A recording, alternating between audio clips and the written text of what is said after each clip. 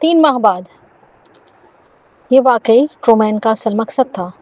پروین اپنے ہاتھ میں تھاما ہوا V15 سیرم گھور رہی تھی۔ اس وقت وہ سوچ رہی تھی کہ کیا اسے زینڈر میں انجیکٹ کرے۔ اگر اس نے انجیکٹ نہ کیا تو وہ 10 دن میں مر جائے گا۔ اگر اس نے انجیکٹ کر دیا تو وہ دوا کے زیر اثر آ جائے گا۔ پروین نے نظریں جھکائی۔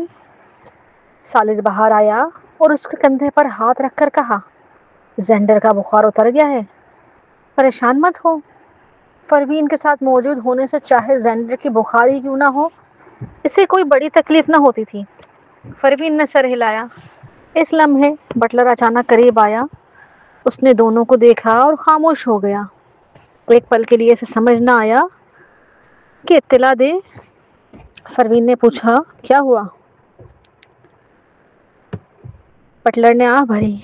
اوہ، زینڈر کے پالتو جانوروں میں ایک بلی ہے، لگتا ہے وہ اب زیادہ دیر تک نہیں رہے گی۔ پروین نیچے والے کمرے کی طرف گئی۔ مسز مہدی کو پالتو جانور پالنے کا شوق تھا، اس لیے گھر میں ایسے افراد موجود تھے جو جانوروں کی دیکھ بھال جانتے تھے۔ وہ زینڈر کے 10 سے زیادہ پالتو جانوروں کا بڑی احتیاط سے خیال رکھ رہے تھے۔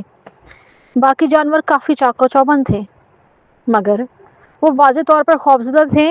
وہ ایک کونے میں جمع ہو گئے تھے، مگر ایک بلی زمین پر بے جان سی پڑی تھی۔ اس کی پلکیں جھپکی ہوئی تھیں اور صاف ظاہر تھا وہ بچ نہیں پائے گی۔ پروین نے ایک نظر اس کی طرف ڈالی۔ اسی وقت اس کا فون نے پھر سے بجنا شروع کر دیا۔ کال کرنے والا ٹرومین تھا۔ اچھا، اور ٹائیگر بھی؟ لگتا ہے ٹائیگر 2 دن سے زیادہ نہیں رہے گا۔ ان جانوروں کو V15 انجیکٹ کیا ہے،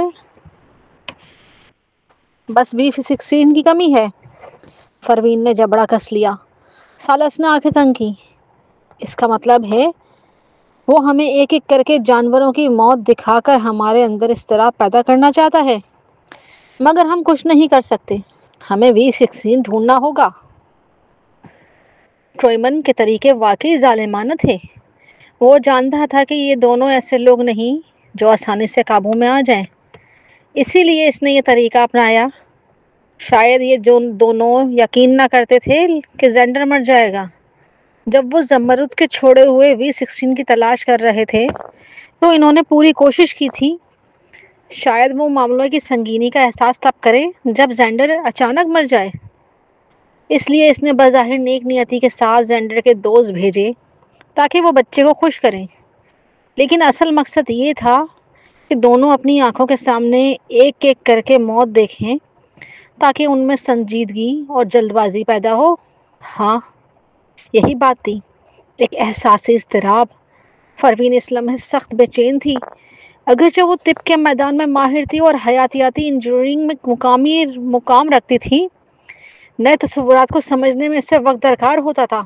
مزید یہ کہ پراسرار تنظیم طویل عرصے سے اس معاملے پر کام کر رہی تھی اور کوئی V16 تیار کرنے میں کامیاب نہیں ہوا۔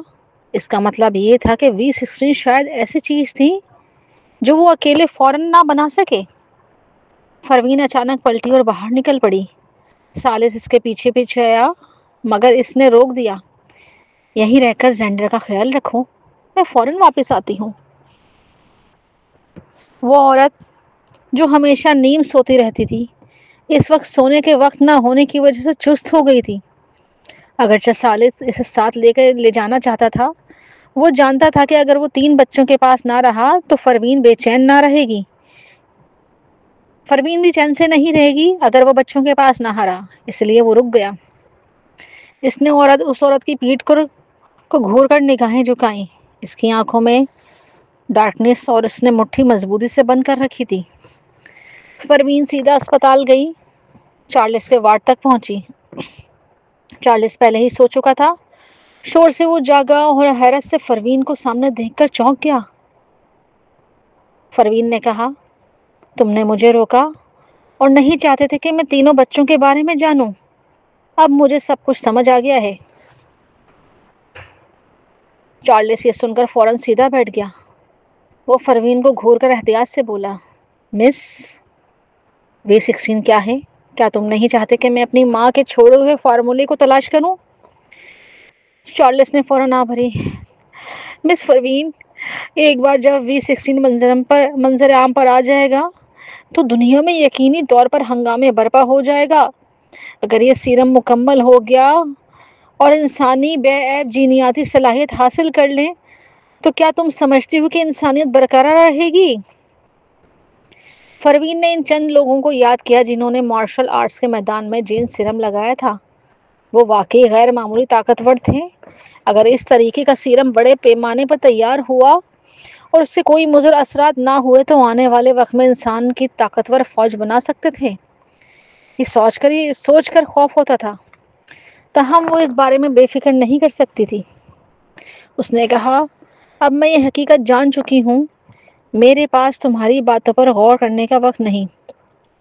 میں V16 ڈھونڈ کر زینڈر کو بچاؤں گی اور پھر اسے ختم کر دوں گی۔ چارلس نے یہ سن کر جان لیا کہ اسے روکنا ممکن نہیں۔ اس نے گہری سانس لی اور کہا، V16 مگر آسانی سے نہیں ملے گا۔ پراسرار تنظیم 25 برس سے اس شے کی تلاش میں ہے، مگر ابھی تک کوئی سراغ نہیں ملا۔ اس کا مطلب ہے کہ یہ واقعی اچھی طرح چھپی ہوئی چیز ہے۔ کتنا ہی چھپا ہوا ہو، اس کے نشانات تو ہوں گے، کوئی سراغ تو ہوگا۔ پروین نے گھور کر کہا، تمہارے پاس کوئی سراغ ہوگا ورنہ وہ تنظیم اسے زندہ نہ چھوڑتی۔ چارلس نے کئی سال پہلے زمرد کو دھوکہ دیا تھا اور پراسرار تنظیم نے اس کی پوری قیمت نچوڑ لی، مگر اسے مارا نہیں۔ اس بات کا مطلب یہ تھا اس شخص کی زندگی میں اب بھی کوئی قابل استعمال قدر موجود تھی۔ ٹرویمن کے نزدیک چارلس کی بقا کی واحد قیمت یہ تھی کہ وہ V16 تلاش کے سراغ فراہم کر سکتا تھا۔ اس لیے پروین پر یقین تھی کہ چارلس کے پاس کوئی اشارہ موجود ہے۔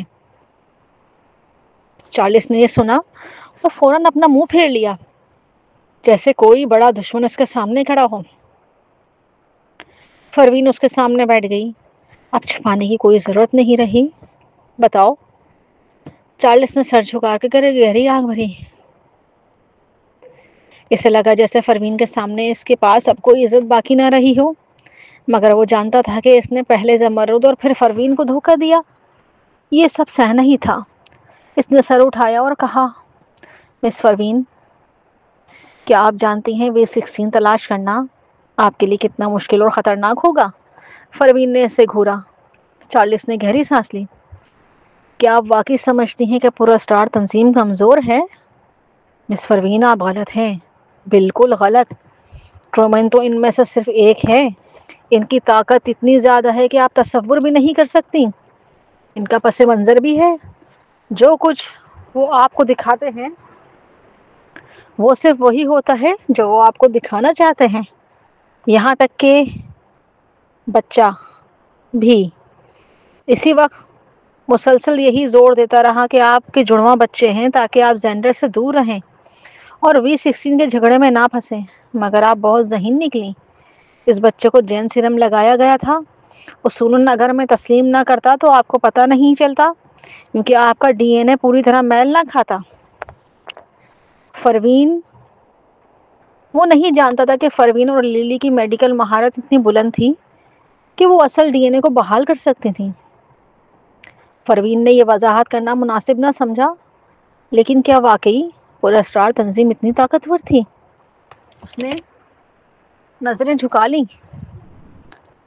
سچ یہ ہے کہ اب تک اس نے صرف اتنا ہی سنا تھا کہ بڑے ہو کر خطرہ ہوگا اور اسے پراسرار تنظیموں سے دور رہنا چاہیے، مگر پراسرار تنظیم کا واحد شخص جس سے اس کا حقیقی سامنا ہوا وہ ٹرویمن ہی تھا۔ اگرچہ ٹرویمن کا رویہ برا تھا، پروین کے نزدیک وہ ایک 3 سالہ چھوٹے شیطان کی طرح بچگانہ تھا۔ اس نے پوچھا، کیا پراسرار تنظیم واقعی اتنی طاقتور ہے؟ چارلس نے جواب دیا، اگر وہ طاقتور نہیں ہے، اگر ان کے پاس سب کچھ نہیں ہے تو مس زمرد نے مدد کیوں نہیں مانگی؟ وہ خود کیلیفورنیا کیوں بھاگ گئیں؟ کیوں انہوں نے آپ کو زندہ رکھا مگر خود کو آخر کار مرنا پڑا؟ پروین خاموش ہو گئی۔ وہ پہلے ہی اس سوال پر سوچ چکی تھی۔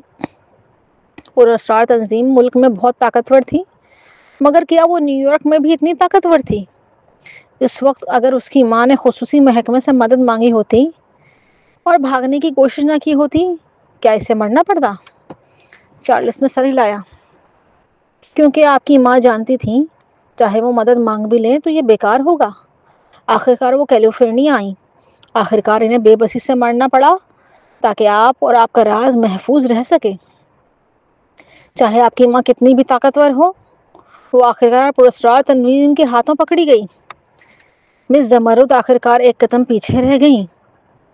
زمرد کے مرنے کے بعد چارلس کو لگا جیسے اس کی دنیا ٹوٹ گئی ہو۔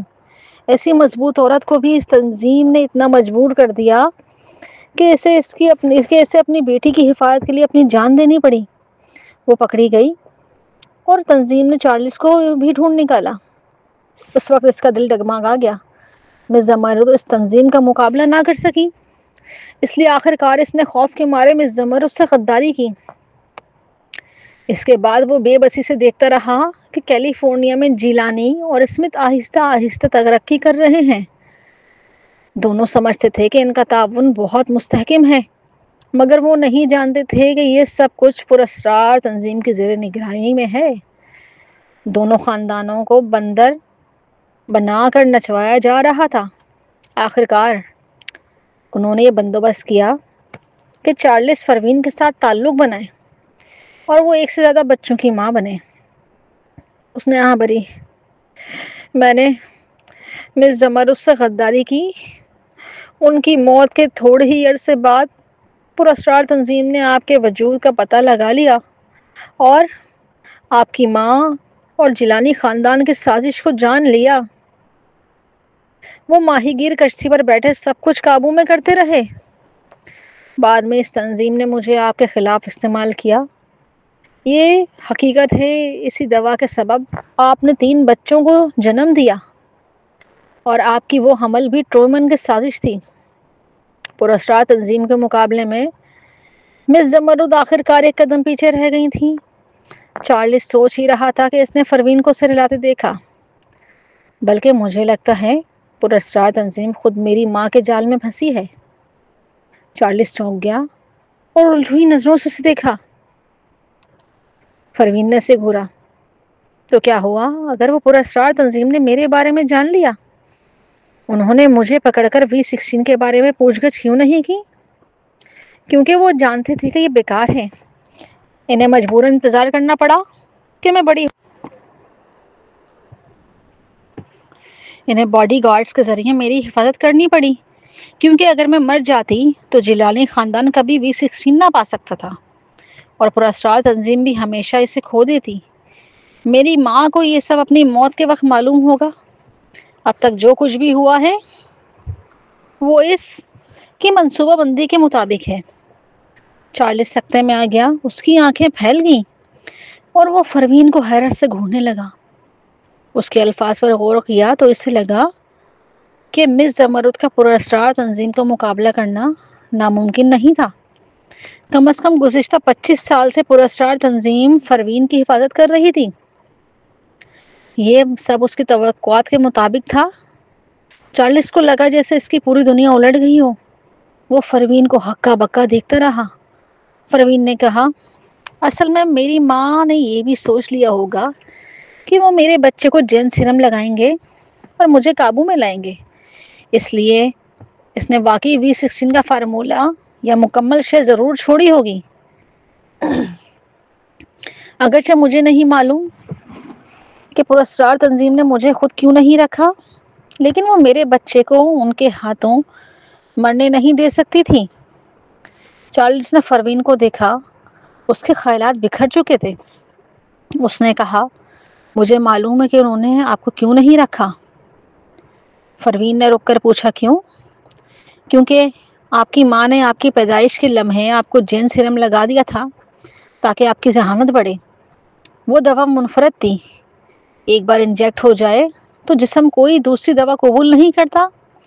نہ صرف وہ آپ کو دوسرا سیرم لگانے کی ہمت نہیں کر سکے، بلکہ انہیں یہ بھی یقینی بنانا تھا کہ آپ وہ تھوڑی سی دوا ہضم کر لیں جو آپ کی ماں نے لگائی تھی۔ بایولوجیکل سیرمز کے اپنے بہت بڑے مضر اثرات ہوتے ہیں۔ یہی وجہ تھی کہ ان برسوں میں اس تنظیم کے صرف 5 بچے ہی زندہ رہ سکے۔ چارلس ایک لمحے کو خاموش ہو گیا، جیسے وہ آہستہ آہستہ زمرد کی شاندار منصوبہ بندی کو سمجھ رہا ہو۔ مزید یہ کہ وہ آپ پر حملہ نہیں کر سکتے۔ اگر آپ مر گئیں تو سب کچھ ختم ہو جائے گا، اس لیے انہوں نے آپ کے بچے کو چنا۔ پروین نے یہ سنا تو اچانک یاد آیا کہ اس کی ماں نے اس کی پیدائش کے فوراً بعد اسے ایک چھوٹی سی خوراک دی تھی۔ اس نے واقعی ہر پہلو سوچ رکھا تھا۔ وہ اپنی ماں کے کمال انتظامات پر حیران تھی۔ اس نے چارلس کی طرف دیکھا، آگے بڑھی اور گھورتے ہوئے بولی، تو اب کیا تم مجھے بتا سکتے ہو؟ چارلس پروین کی باتیں سن کر تھوڑا سا ششدر رہ گیا۔ ان برسوں میں وہ ہمیشہ یہی سمجھتا رہا کہ زمرد اس پراسرار تنظیم کا مقابلہ نہیں کر سکی، اس لیے ان کے ساتھ سازش کی گئی، مگر اب پتہ چلا وہ غلط تھا۔ یہ تو واقعی میں زمرد ہی کی شان تھی۔ اس نے سر جھکا کے کڑوا سا مسکراہٹ دی۔ کچھ لمحے بعد بولا، انہوں نے ایک دوا چھوڑی تھی۔ پروین نے چونک کر اس کی طرف دیکھا۔ کہاں ہے وہ؟ چارلس نے سر ہلایا۔ مجھے واقعی نہیں معلوم، البتہ انہوں نے آپ کے لیے ایک سراغ ضرور چھوڑا تھا۔ انہوں نے کہا تھا وہ آپ پر منحصر ہوگا کہ آپ اسے ڈھونڈ سکیں۔ مرنے سے پہلے زمرد ان تینوں کے لیے سب کچھ ترتیب دے دیا تھا۔ جب وہ چاروں الگ ہو رہے تھے، اول میڈی نے پروین کی سلامتی کے بارے میں فکر مند ہو کر پوچھا تھا، کیا تم واقعی پروین کے بارے میں مطمئن ہو؟ پھر یہ جو V16 کا سراغ ہے وہ صرف پروین کے لیے ہے، کیا یہ خطرناک نہیں ہوگا؟ زمرد نے اس وقت جواب دیا تھا، اگر وہ مستقبل میں سراغ ڈھونڈ لے تو اس کا مطلب ہوگا وہ پراسرار تنظیم کا مقابلہ کرنے کی ذہانت اور طاقت رکھتی ہے۔ اگر نہ ڈھونڈ سکی تو جب تک V16 سامنے نہیں آتا اس کے ساتھ کچھ غلط نہیں ہوگا۔ پراسرار تنظیم خود اس کی حفاظت کرے گی۔ سراغ، اس کی ماں نے ایک واقعی سراغ چھوڑا تھا۔ پروین اچانک اٹھ کھڑی ہوئی۔ اس لمحے چارلس کو جھوٹ بولنے کی وجہ نہیں تھی، وہ یقیناً سچ کہہ رہا تھا، مگر آواز کے پیغام کے علاوہ اس کی ماں نے صرف وہ کمپنی چھوڑی تھی۔ کمپنی؟ جب وہ کیلیفورنیا میں تھی تو اسے شک ہوا تھا کہ جیلانی خاندان اس کی کمپنی چاہتا ہے۔ اس نے کمپنی کا کونا کھونا چھان مارا تھا، لیکن وہاں کچھ نہ ملا۔ ایسا لگ رہا تھا جیسے وہ کچھ نظر انداز کر رہی ہو، کچھ اگنور ہو رہا ہو اس سے۔ اس لمحے چارلس اس کے لیے بیکار تھا۔ پروین نے پلٹ کر باہر قدم بڑھایا۔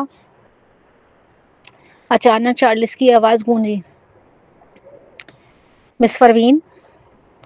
پروین رک گئی اور مڑ کر دیکھا۔ چارلس کے جھرری دار چہرے پر احتیاط اور پچھتاوے کے آثار تھے۔ وہ ایسا لگ رہا تھا جیسے دل بالکل راکھ ہو گیا ہو۔ ہچکچاتے ہوئے بولا، مجھے افسوس ہے مس زمرد، مجھے شاید کبھی معاف نہ کریں۔ اس شخص کو دیکھتے ہوئے، اس کی ہی برباد زندگی سوچتے ہوئے پروین نے اچانک کہا، وہ کریں گی، وہ آپ کو معاف کر دیں گی۔ پروین نے پرسکون لہجے میں کہا، انہوں نے کبھی تمہیں قصوروار نہیں ٹھہرایا۔ چارلس نے زمرد سے غداری کی تھی اور وہ ساری زندگی اس کے بوجھ تلے کچلا رہا۔ یہ سن کر اسے لگا جیسے برسوں سے دل پر رکھا ہوا بوجھ ہٹ گیا ہو، ایک بھاری پتھر اچانک اتر گیا ہو۔ وہ سکون کی سانس لینے لگا۔ پروین نے اسے دوبارہ نہ دیکھا اور وارڈ سے باہر نکل گئی۔ سوہا اس کے ساتھ تھی۔ اس نے الجھی ہوئی نظروں سے پوچھا، باس، آپ نے کیوں کہا کہ آپ کی ماں اسے معاف کر دیں گی؟ اس جیسے شخص کو جس نے اپنے استاد سے غداری کی ہو، اگر میں ہوتی تو میں کبھی معاف نہ کرتی۔ یہ سن کر پروین نے آہ بھری اور اس کی طرف دیکھا، کیونکہ اس کی غداری بھی میری ماں کے منصوبوں کے اندر تھی۔ یہ کہہ کر پروین تیز قدموں سے آگے بڑھ گئی۔ سوہا اسپتال میں کھڑی رہ گئی۔ آج وہ اصل میں کوئنٹن سے ملنے آئی تھی اور پروین کے ساتھ جانے کا ارادہ نہیں تھا، مگر پروین کی یہ بات سن کر اس کی ریڑھ کی ہڈی میں ایک سرد لہر دوڑ گئی۔ سراغ اس کے پاس تھا، یہی وجہ تھی کہ پراسرار تنظیم نے اسے کبھی سیدھا نشانہ نہیں بنایا۔ جہاں تک کم نمایاں رہنے کا تعلق تھا، ماں کی نصیحت شاید اس کے لیے تھی کہ وہ اپنی طاقت بچا کر رکھے۔ اب تک پروین آخرکار اپنی ماں کے تمام منصوبے سمجھ چکی تھی۔ ایک طرف وہ پرجوش تھی، دوسری طرف پریشان بھی۔ اتنی ذہین ماں نے اگر اتنے پیچیدہ انتظامات کیے تھے تو اس مسئلے کو حل کرنا اس کے لیے اور بھی مشکل ہوگا۔ اسمتھ ہاؤس واپس جاتے ہوئے اس نے کانوں میں ایئر فون لگائے اور ماں کی چھوڑی ہوئی ریکارڈنگ سنی۔ یہ واحد چیز تھی جو اس کے پاس اس کی ماں کی یادگار کے طور پہ تھی۔ کئی بار سننے کے بعد وہ جملے سے ازبر ہو گئے۔ پروین نے آہستہ آہستہ سانس کھینچا۔ ایسا لگ رہا تھا جیسے اسے کیلیفورنیا جانا ہی ہوگا اور آئیڈیلین فارماسیوٹیکلز مینیجر سے بات کرنی ہوگی، کیونکہ اس کی ماں نے اس پر اعتماد کیا تھا۔ ضرور اس کے پاس کوئی اہم انفارمیشن ہوگی۔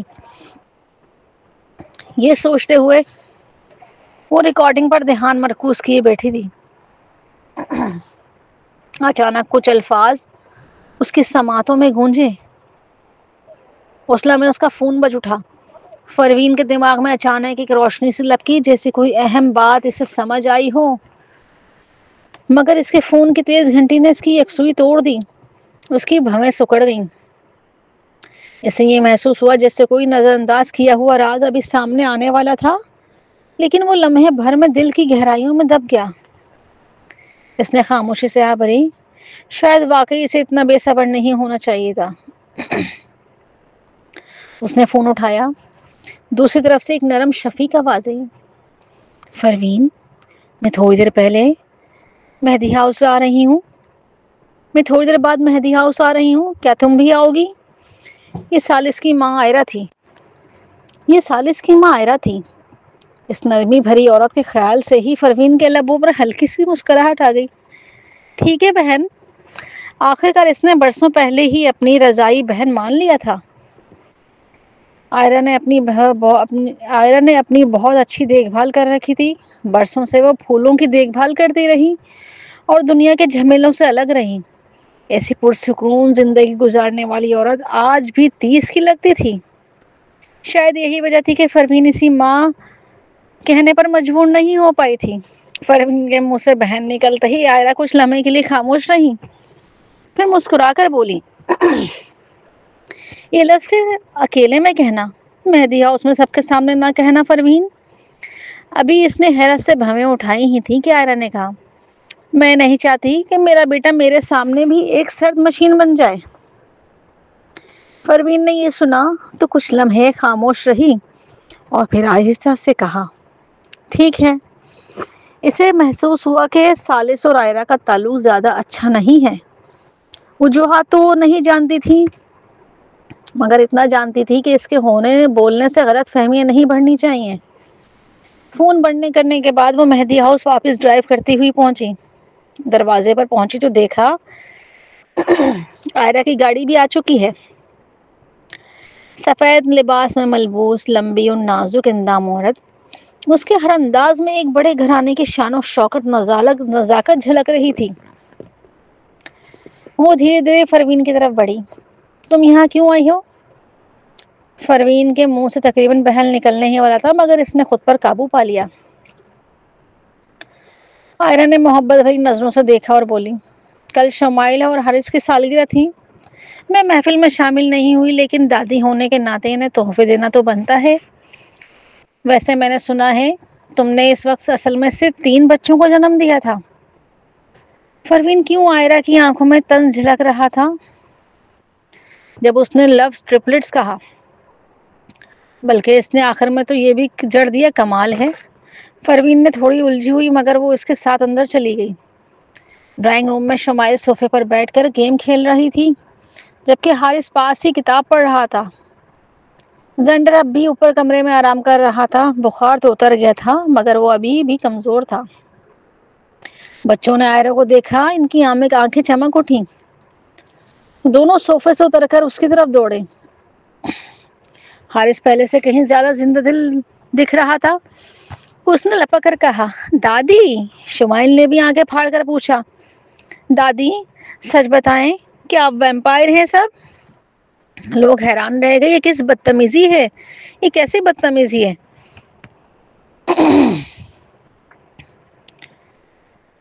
مگر پروین کے ہونٹ بس ذرا سے کانپے۔ وہ تو عادی ہو چکی تھی اور یقیناً اگلے جملے نے سب کچھ واضح کر دیا۔ آپ بالکل بوڑھی نہیں لگتی، اب بھی اتنی جوان اور خوبصورت ہیں۔ اگر ہم دونوں ساتھ باہر نکلیں تو یقیناً سب سوچیں گے آپ میری بہن ہیں۔ یہ کہنا کہ وہ بہن لگتی ہے کچھ زیادہ ہی تھا، لیکن یہ جملہ شمائل کے منہ سے عجیب نہیں نکلا بلکہ ہنسی دلا گیا۔ آئرہ نے کہکا لگایا اور اسے گود میں بٹھایا۔ تم کتنی سویٹ باتیں کرتی ہو، پتہ نہیں یہ عادت کس سے ملی ہے؟ امی سے نہیں، ماں تو سب سے زیادہ خاموش مزاج تھی اور بات کرنے کی شوقین بھی نہیں تھی۔ شمائل نے کہتے ہوئے اوپر دیکھا تو پروین کی نظریں اس پر جم گئیں۔ فوراً بولی، ویسے بھی میں نے پہلے ہی امی کی خوبصورتی وراثت میں لے لی ہے، اب اور لالچی نہیں بن سکتی۔ یہ چھوٹی سی چاپلوس، پروین کے لب ہلکے سے مسکرائے مگر بادام جیسی آنکھوں میں ذرا سی جھڑک بھی تھی۔ آئرہ بھی ہنستے ہنستے نہ رک سکی۔ پھر اس نے تینوں بچوں کو تحفے دیے اور اوپر زینڈر کی طرف دیکھنے چلی گئی۔ کمرے میں پروین نے سکون بخش خوشبو جلائی تھی، اس لیے بچہ گہری نیند سو رہا تھا اور جاگا نہیں۔ آئرہ زیادہ دیر تک نہیں رکنا چاہتی تھی، وہ اٹھی اور بولی، میں اسے اگلی بار دیکھ لوں گی۔ وہ نیچے آئی اور پروین کے ساتھ باہر نکل گئی۔ جب اس نے ثالث کو کھڑا دیکھا تو اس کی آنکھوں میں لمحے بھر کے لیے چمک آئی۔ پھر وہ خاموشی سے بولی، تم یہاں ہو؟ ثالث کا رویہ بھی سرد تھا۔ آئرہ بولی، میں بچوں کو دیکھنے آئی تھی، اب چلتی ہوں۔ ثالث بس رسمی انداز میں سر ہلایا۔ آئرہ نے اس کی طرف دیکھا، بہت کچھ کہنا چاہتی تھی مگر الفاظ نہ ملے۔ آخرکار خاموشی سے اس کے پاس سے گزر گئی۔ ابھی وہ دروازے تک پہنچی تھی کہ اچانک بٹلر دوڑتا ہوا، سر، بری خبر ہے، اولڈ سر واپس آ گئے ہیں۔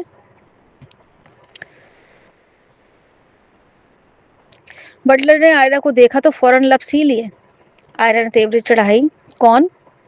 بٹلر گھبرا گیا۔ اس نے ثالث کی طرف دیکھا اور پھر ہمت جٹا کر بولا، ثالث کے والد۔ آئرہ نے فوراً مٹھیاں بھینچ لیں۔ بٹلر نے احتیاط سے مزید کہا، اور وہ عورت بھی۔ پروین نے یہ منظر دیکھا تو فوراً ثالث کی طرف دیکھا۔ اس نے سرد آنکھوں سے باہر گھورا، 2 لمحے خاموش رہا، پھر بولا، اسے باہر نکالو۔ مگر جیسے ہی اس کے الفاظ ختم ہوئے، باہر سے ایک بلند آواز آئی، یہ میرا گھر ہے، دیکھتا ہوں کون ہے جو مجھے نکالنے کی ہمت کرے۔ پھر ایک درمیانی عمر کا شخص اندر داخل ہوا۔ ثالث کی عمر اب تقریباً 50 برس، ثاقب کی عمر اب تقریباً 50 برس کے قریب تھی۔ وہ بظاہر خوش لباس لگ رہا تھا مگر اس کے آدھے سفید بال اور جھریوں بھرا چہرہ وقت کے نشانات کو واضح کر رہے تھے۔ اس کے نقش و نگار میں تقریباً 40% ثالث سے ملتے تھے۔ اس کی لمبی اور تھیکھی آنکھوں میں برسوں کی عقل دانائی جھلک رہی تھی۔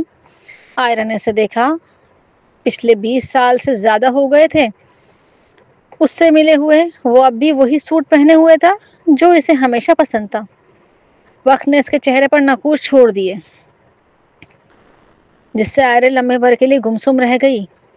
پھر ایک نرم مسکراہٹ والی عورت اس کے پیچھے آئی۔ غور سے دیکھنے پر پتہ چلا تھا کہ اس عورت کا انداز بھی آئرہ سے ملتا جلتا تھا۔ دونوں ہی نرم اور شائستہ تھیں مگر فرق یہ تھا، جو کپڑے آئرہ پر خوبصورتی اور نزاکت کا تاثر چھوڑتے ہیں، انہی کپڑوں میں وہ عورت بوجھل لگ رہی تھی۔ آئرہ کی پتلیاں سکڑ گئیں۔ جب ثاقب نے اسے دیکھا تو اس کی پیشانی پر بل پڑ گئے اور تھیکی آواز میں بولا، میں سوچ رہا تھا آخر وہ کون ہے جو مجھے گھر سے نکالنے کی جرات کر رہا ہے، تو یہ تم ہو؟ اس کی نظریں ثالث پر پڑیں اور پھر آئرہ پر رک گئیں۔ تم دونوں ماں بیٹے کے تعلقات بڑے اچھے لگتے ہیں۔ ثالث خاموشی سے ان دونوں کو دیکھ رہا تھا۔ اس نے کوئی جواب نہیں دیا، نہ ہی اس جملے کی تردید کی۔ وہ نہیں چاہتا تھا کہ ایسی کوئی بات کہے جس سے آئرہ کی عزت پر حرف آئے۔ آئرہ نے یہ سنا تو اس کا چہرہ فوراً سرد پڑ گیا۔ اس نے رخ موڑ کر پروین کی طرف دیکھا اور پرسکون لہجے میں بولی، اب سے تمہیں تینوں بچوں کا خیال رکھنا ہوگا، میں اب یہاں سے جا رہی ہوں۔ یہ کہہ کر وہ مڑنے لگی۔ پروین نے شمائل کو دیکھا۔ شمائل فوراً لپک کر آئرہ کے قریب پہنچی اور اس کا بازو تھام کر بولی، دادی اماں آپ خیال سے جانا۔ آئرہ یہ سن کر ٹھٹک گئی۔ اس نے فوراً اپنا بازو شمائل کے ہاتھ سے چھڑایا۔ اس کی نظریں نیچے ہو گئی اور وہ سرد انداز میں بولی، ضرورت نہیں، میں خود چل سکتی ہوں۔ شمائل نے حیرت سے آئرہ کو دیکھا۔ ابھی تھوڑی دیر پہلے تو دادی ان کے ساتھ بہت پیار سے پیش آ رہی تھی، پھر ان کا اچانک رویہ کیوں بدل گیا؟ اسے لگا شاید اس کے لیے کہ وہ حارث کے کافی عرصے سے ان سے ملنے نہیں گئے تھے، اس لیے اس نے لجاجت سے کہا، دادی اماں میں حارث آپ سے اکثر ملنے آیا کریں گے۔ آئرہ نے اپنے بیگ کی گرفت مضبوط کر لی، مگر پھر بھی نظریں جھکائے آہستہ سے بولی، نہیں۔ اس نے پلٹ کر ٹھنڈے انداز میں کہا، میرے پھول سب بہت قیمتی ہیں۔ پچھلی بار جب تم میرے پاس آئی تھی تو انہیں یوں ہی چھو لیا تھا، یہ بہت بیڈ مینر تھا۔ شمائل نے اپنا لب کاٹ لیا۔ وہ بچپن سے اس بات کی پرواہ نہیں کرتی تھی کہ لوگ اسے کچھ کہیں یا ڈانٹیں، مگر یہ پہلا موقع تھا جب جس سے وہ بہت مان رکھتی تھی اس نے اس کے بارے میں برا کہا۔ اس کی آنکھوں میں نمی آ گئی، وہ آئرہ کو دکھ بھری نظروں سے دیکھنے لگی۔ ثالث جو بیٹی پر جان چھڑکتا تھا یہ منظر برداشت نہ کر سکا، وہ آگے بڑھا اور انتہائی سرد لہجے میں بولا، وہ ابھی چھوٹی ہے، اس سے بدتمیزی کیسے کہہ سکتی ہے؟ 6 سال کے بچے فطری طور پر تجسس رکھتے ہیں۔ کیا اس نے آپ کے پھولوں کو نقصان پہنچا دیا تھا؟ آرچڈ سب سے قیمتی ہوتے ہیں، یہ بچوں کی کھیلنے کی چیز نہیں۔ ویسے بھی مجھے بچے سخت ناپسند ہیں، وہ بھی شور مچاتے ہیں۔ ثالث نے تنزیہ ہنسی۔ تو پھر آپ کو میرے بچپن میں بھی مجھ سے اتنی ہی نفرت ہوئی تھی؟ آئرہ کچھ لمحوں کے لیے گمسم رہ گئی۔ ثالث نے پرواہ کیے بغیر شمائل کو اٹھایا اور سرد لہجے میں بولا، اگر تمہیں آرچڈ پسند ہے تو میں تمہارے لیے 100 گملے لے آؤں گا، چاہے تم انہیں پچھلے باغ میں توڑ دو، مجھے پرواہ نہیں۔ اس کے لہجے میں سخت تلخی چھلک رہی تھی۔ پروین نے آنکھیں سکیڑی اور دیکھا کہ آئرہ کا چہرہ اچانک کاغذ کی طرح سفید پڑ گیا ہے، لیکن پھر بھی وہ ٹھنڈے انداز میں بولی، تم امیر ہو، اپنی اولاد کو جیسے چاہے بگاڑ سکتے ہو، مگر مجھے اس میں بالکل مت گھسیٹو۔ ثالث کچھ کہنے نہیں والا تھا، ثاقب بول پڑا، آئرہ تم اب بھی اتنی خود غرض کیوں ہو؟ یہ تمہاری پوتی ہے، تم اس سے ایسا سلوک کیسے کر سکتی ہو؟ یہ واقعی ناانصافی ہے، زیادتی ہے۔ آئرہ نے فوراً ثاقب کی طرف دیکھا، اس کی آنکھوں میں غصہ بھر گیا۔ دنیا میں ہر کوئی اسے برا کہہ سکتا تھا مگر ثاقب، اس سے کوئی حق نہیں تھا۔ کیا وہ بھول گیا تھا وہ خود اس کے ساتھ کیا کر چکا تھا؟ ثاقب نے آنکھیں سکیڑ کر مصنوعی مسکراہٹ کے ساتھ کہا۔ وہ آہستہ آہستہ چلتا ہوا ثالث کے سامنے آ گیا اور بظاہر ایک شفیق باپ کی طرح بولا، ثالث یہ تمہاری ماں باپ تھے جنہوں نے تمہیں مایوس کیا۔ اتنے سالوں سے میرا دل چاہتا تھا کہ آ کر میں تمہیں دیکھوں، مگر تمہاری ماں ہمیشہ رکاوٹ بنی رہی۔ خیر، اس بارے میں اس لیے آیا ہوں کہ سنا تم نے ٹرپلٹس بچوں کی سالگرہ منائی تھی، تو میں خاص طور پر ان کے لیے تحفے لایا ہوں۔ یہ کہہ کر اس نے اپنے ساتھ کھڑی عورت کی طرف دیکھا، سریرا جلدی سے تحفے نکالو۔ وہ عورت آگے بڑھی، 3 تحفے فرش پر رکھ دیے، پھر ایک ڈبہ اٹھا کر شمائل کو دیا۔ کیا تمہارا نام شمائل ہے؟ کتنا پیارا نام ہے، اور تم خود بھی اتنی معصوم ہو، آؤ اپنی دادی کو گلے لگاؤ۔ دادی کی باہوں کا ذکر، آئرہ جو دروازے تک پہنچی چکی تھی اچانک رک گئی۔ اس نے پلٹ کر دیکھا، ثاقب، سریرا، ثالث اور شمائل چاروں ایک تصویر کی طرح لگ رہے ہیں، ایک خاندان کی جھلک، اور وہ تو جیسے ایک اجنبی تھی۔ آئرہ کے دل میں شدید چبھن اٹھی، لیکن وہ پھر بھی اپنی ہمت باندھ کر مڑنے لگی۔ اسی لمحے ایک جوڑی ہاتھوں نے اس کا ہاتھ مضبوطی سے تھام لیا۔ آئرہ ٹھٹک گئی۔ جب اس نے سر اٹھایا تو دیکھا وہ پروین تھی۔